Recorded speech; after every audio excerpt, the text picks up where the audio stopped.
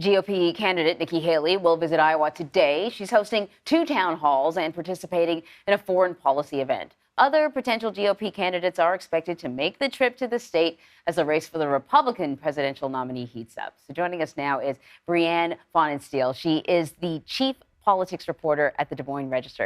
So thanks for joining us. What are we expecting to hear from Nikki Haley today? Well, she's returning to Iowa. She was in the state, a week or so ago. And so I think we'll hear her hammer on some of the same themes that we've seen her roll out across the country. The primary one being that she says the country needs a new generation of leaders. And this is really, kind of a distinction that she's making between herself and former President Donald Trump, who is also in the race, running for the Republican nomination again. She's really saying it's time to go in a new direction, and maybe I'm the person to do that. I think we've also seen her really hammering on the need to bring down spending and the deficit. She's been saying both parties are at fault. Again, another way she's trying to distinguish herself from the former president and perhaps the rest of the field. So the question, of course, is, are you hearing from Iowa voters that distinction is enough? Because it's one thing to say, yes, we don't want to spend into oblivion. You might even find some Democrats who feel that way in conservative states, like, for example, Joe Manchin.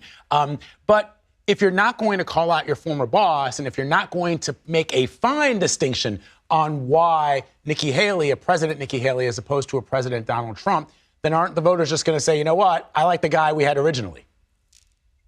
It's definitely going to be interesting to see how this plays out. It's early, and if you look at national polling, she's very much in the low single digits right now, whereas Donald Trump is polling much higher, higher than anybody else rumored to be in the field. So I think she's going to have to do a lot of work to convince Iowans in particular who were very supportive of the former president, many of whom remain very supportive of the former president, to say, what exactly do you mean by a new generation of leadership? It's one thing to say it. It's another thing to show how you might actually distinguish yourself. And I think it's going to be interesting to see, Nikki Haley isn't really talking about her former boss all that much. She, of course, served under Donald Trump as his ambassador to the United Nations. And she'll talk about him a little bit. She'll talk about his good policies, but at a forum in Des Moines just a couple of weeks ago, she was asked by someone in the audience, why should we support you instead of Donald Trump? And her answer was, it's time to look forward. So we'll see whether that message resonates. Going around to a lot of these different events, I think Iowa Republicans are very open to somebody other than Donald Trump, but we'll see whether that's Nikki Haley or it's somebody else. Well, who also hasn't really been heavily critical of Donald Trump is Ron DeSantis. But when you look at these polls, he's often in second place. Maybe he's not right behind Donald Trump, but he's there.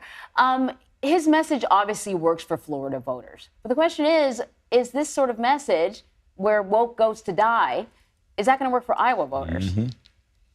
Well, Ron DeSantis is making his first trip to Iowa later this week. He'll be in the state on Friday, and he's holding two events, and both of them are with Iowa's governor, Kim Reynolds. And it's interesting, actually. I think if you look at both of them, they have very kind of parallel careers, parallel rises. They both kind of leaned into being, opposed to stay-at-home orders during the pandemic, the height of the pandemic, opposing mask mandates, really pushing to return policies to pre-pandemic times.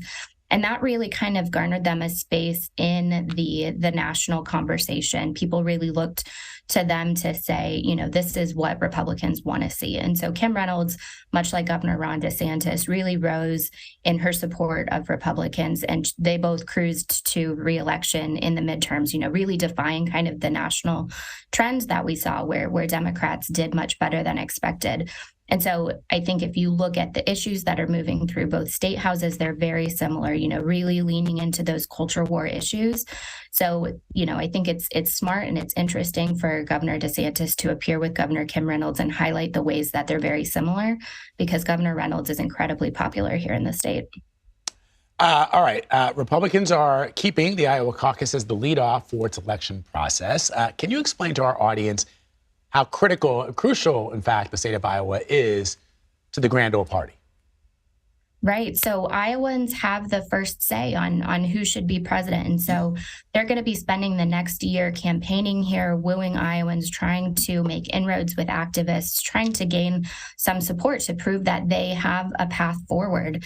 You know, the caucuses will be in early 2024. And if candidates can't show that they're getting somewhere with voters, right, I think there's going to be a lot of pressure on them to take themselves out of the race. We're seeing national donors really kind of talking about the need to coalesce around a candidate, you know, assuming that President Donald Trump moves forward, gains substantial support, coalescing around a non-Trump alternative. And so if that's not being done, if there are too many people in the field kind of splitting that vote, I think, you know, they've indicated that there will be pressure on some of these candidates to exit the race. So I think by Iowa, some of these candidates really need to show, like Nikki Haley, that she can pull out of the single digits and really garner some support. Otherwise, move toward the more popular non-Trump candidate beyond Iowa.